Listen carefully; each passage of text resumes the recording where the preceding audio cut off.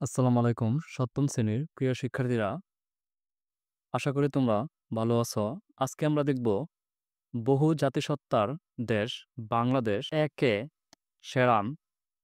আমরা এই অধ্যায়টি আজকে সমাধান করব। তোমরা এই গদ্যটি ভালো করে নিজেরা পড়ে নিবে। এখানে কিছু শব্দার্থ দেওয়া আছে, এগুলো তোমরা দেখে নেবে। আমরা অনুশীলনে চলে যাই। তার আগে আমরা দেখে নেই কর্ম অনুশীলন। তোমরা যদি তোমাদের বইয়ের সবগুলো কর্ম অনুশীলন এর সমাধান চাও তাহলে কমেন্টে অবশ্যই জানিয়ে দাও, তাহলে তোমাদের পরবর্তী ভিডিওগুলো আমরা কর্ম অনুশীলন সমাধান নিয়ে আসব। এখন দেখে নেই ক, তোমার এলাকার বিভিন্ন লোকজ সাংস্কৃতিক অনুষ্ঠানের পরিচয় দিয়ে একটি রচনা লেখ। এটি হচ্ছে একক কাজ। এটি আমরা দেখে নেই তোমরা এই অনুশীলনটি কিভাবে সমাধান করবে।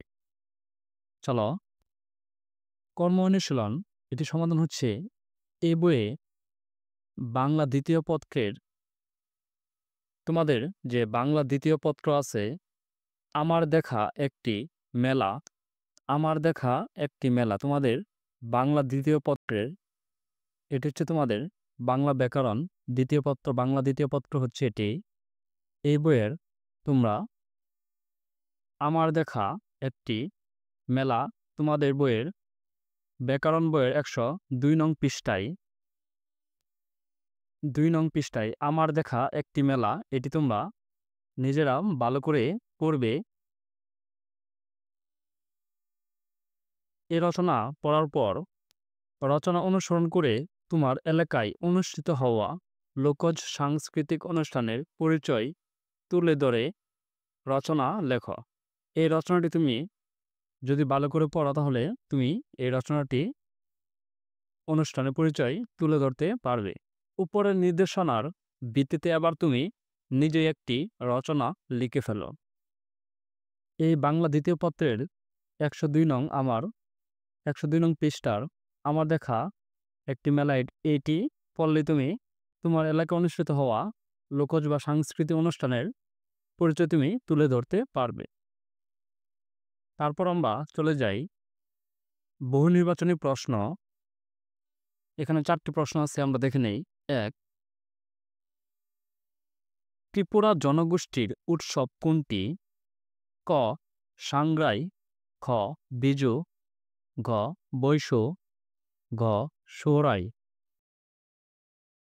উত্তরটি হবে ঘ, বৈশু।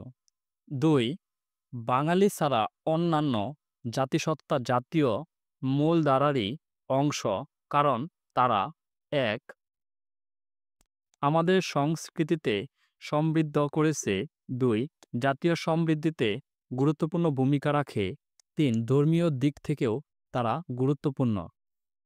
উত্তরটি হবে ক, 1 এবং 2। তারপর 3 ও 4 নং প্রশ্নের জন্য আমরা এই উদ্দীপকটি পড়ে নেই। বাবার চাকরির সুবাদে সুমি সিলেটের একটি স্কুলে ভর্তি হয়। সেখানে লুসি দারিং নামে একটি মেয়ের সাথে তার বন্ধুত্ব হয়। কথা প্রসঙ্গে সুমি জানতে পারে দারিং লুসির মায়ের পদবী। শুনে তার কাছে অদ্ভুত লাগে যে বিয়ের পর লুসির বাড়িতেই তার বর চলে আসবে। এখন আমরা দেখে নেই 3, উদ্দীপকে বাংলাদেশের জাতিসত্তা সম্পর্কিত এই রচনার কোন জাতিসত্তার পরিচয় পাওয়া যায়? ক, চাকমা, খ, মারমা, ঘ, গারো, ঘ, সাঁওতাল। উত্তরটি হবে গ, গারো। তারপর আমরা দেখে নেই 4, উদ্দীপকের জাতিসত্তা আমাদের জাতীয় জীবনে গুরুত্বপূর্ণ কারণ তারা আমাদের 1, সংস্কৃতির ধারক, 2, অবিচ্ছেদ্য অংশ, 3, ঐতিহ্যকে ধারণ করেছে। উত্তরটি হবে গ, 1, 2 ও 3, এই 3টি। তারপর এখানে আমরা দেখে নেই সৃজনশীল প্রশ্ন। এখানে তোমাদের 4টি প্রশ্ন আছে, আমরা 4টি সমাধান করব। তার আগে আমরা এই উদ্দীপকটি পড়ে নেই। বাহার তার বন্ধু সঞ্জীবের সাথে একটি পার্বত্য অঞ্চলে বেড়াতে যায়। সেখানে গিয়ে সে জানতে পারে স্থানীয় লোকজন সবাই বৌদ্ধ ধর্মাবলম্বী। পিতৃতান্ত্রিক তারা দেবদেবীর পূজা করে এবং নববর্ষ এলে সংগ্রাই উৎসব পালন করে, যেখানে কয়েকদিন থাকার পর তারা অন্যত্র বেড়াতে যায়। সেখানকার সমাজের প্রধান হলেন রাজা, গ্রামের প্রধান হলেন কারবারি। সেখানে পুরুষেরা ধুতি ও মহিলারা পিনন পরিধান করে থাকে। পুরুষেরা নিজেদের তৈরি সিলুম পরে, মেয়েরা খাদিকে ওড়না হিসাবে ব্যবহার করে। চলো আমরা কয়ের উত্তরটি দেখে নেই। ক হচ্ছে চাকমারা পহেলা বৈশাখে কি বলে আখ্যায়িত করে? চলো আমরা এই কয়ের উত্তরটা দেখি। কয়ের উত্তরটি হচ্ছে চাকমারা পহেলা বৈশাখে গার্জা পজ্জা বলে আখ্যায়িত করে। আমরা কয়ের উত্তরটি দেখে নিলাম। তারপরে দেখি খ, পঞ্চায়েতের ভূমিকা খুবই গুরুত্বপূর্ণ কেন? চলো আমরা এই ক্ষয়ের উত্তরটি দেখে নেই। ক্ষয়ের উত্তরটি হচ্ছে মণিপুরী সমাজের স্থিতিশীলতা বজায় রাখতে পঞ্চায়েতের গুরুত্ব প্রসঙ্গে কথাটি বলা হয়েছে। বাংলাদেশের ক্ষুদ্র জাতিগোষ্ঠীর মধ্যে মণিপুরী সম্প্রদায় অন্যতম। তারা যেখানেই বসতি স্থাপন করে সেখানেই কয়েকটি পরিবার মিলে গড়ে তুলে পাড়া। প্রতিটি পাড়াতেই থাকে দেব মন্দির ও মণ্ডপ, যাকে ঘিরে ওই পাহাড় যাবতীয় কর্মকাণ্ড অবর্তিত হয়। মণিপুরী সমাজে আইন শৃঙ্খলা রক্ষায় পাড়া ও পঞ্চায়েতের ভূমিকা খুবই গুরুত্বপূর্ণ। আমরা ক্ষয়ের উত্তরটি দেখে নিলাম। তারপর দেখি ঘ, উদ্দীপকে প্রথম স্থানটি এই রচনায় কোন জাতিসত্তাকে নির্দেশ করে ব্যাখ্যা করো? চলো আমরা এই গয়ের উত্তরটি দেখে নেই। গয়ের উত্তরটি হচ্ছে উদ্দীপকে প্রথম স্থানটি বাংলাদেশের ক্ষুদ্র জাতিসত্তা রচনার মারমা জাতিসত্তাকে নির্দেশ করে। আমাদের এই বাংলাদেশে বাঙালি ছাড়াও অনেক জাতিগোষ্ঠী মানুষ বাস করে। এই ক্ষুদ্র জাতিগোষ্ঠীর প্রত্যেকটিরই রয়েছে স্বতন্ত্র পরিচয়, নিজস্ব সংস্কৃতি ও জীবনাচার। উদ্দীপকে বর্ণিত প্রথম স্থানে বসবাসরত জাতিগোষ্ঠী বাংলাদেশের ক্ষুদ্র জাতিসত্তা রচনার মারমা জাতিসত্তাকে নির্দেশ করে, কারণ স্থানীয় লোকজন সবাই বৌদ্ধ ধর্মাবলম্বী এবং পিতৃতান্ত্রিক। দেবদেবীর পূজা এবং নববর্ষে সাংগ্রাই উৎসব পালন করে। বাংলাদেশের ক্ষুদ্র জাতিসত্তা প্রবন্ধে উল্লেখিত মারমারা প্রাচীনকাল থেকেই বৌদ্ধ ধর্মাবলম্বী। তারা নববর্ষে সাংগ্রাই দেবীর পূজা করে।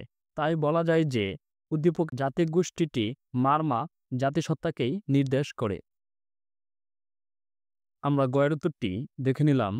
তারপর দেখি ঘ, বাহার ও তার বন্ধু শেষে যেখানে বেড়াতে গেল তা বাংলাদেশের একটি জাতিসত্তার বৈশিষ্ট্যকে ধারণ করে। উদ্দীপক ও রচনার আলোকে বিশ্লেষণ করো। চলো আমরা এই ঘর উত্তরটি দেখে নেই।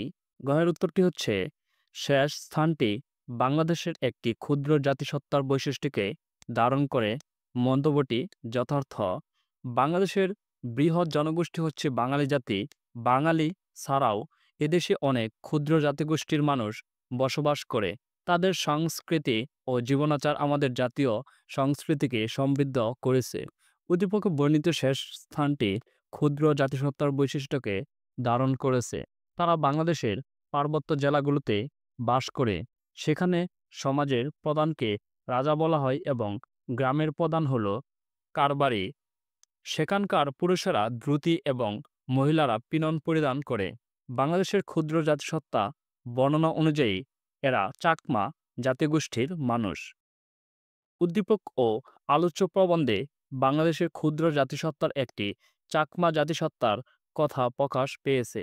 আলোচ্য প্রবন্ধে চাকমাদের যে বৈশিষ্ট্য বর্ণনা করা হয়েছে তাতে উপযুক্ত বিষয় ছাড়াও বলা হয়েছে চাকমাদের প্রধান খাদ্য ভাত, মাছ, মাংস, শাকসবজি।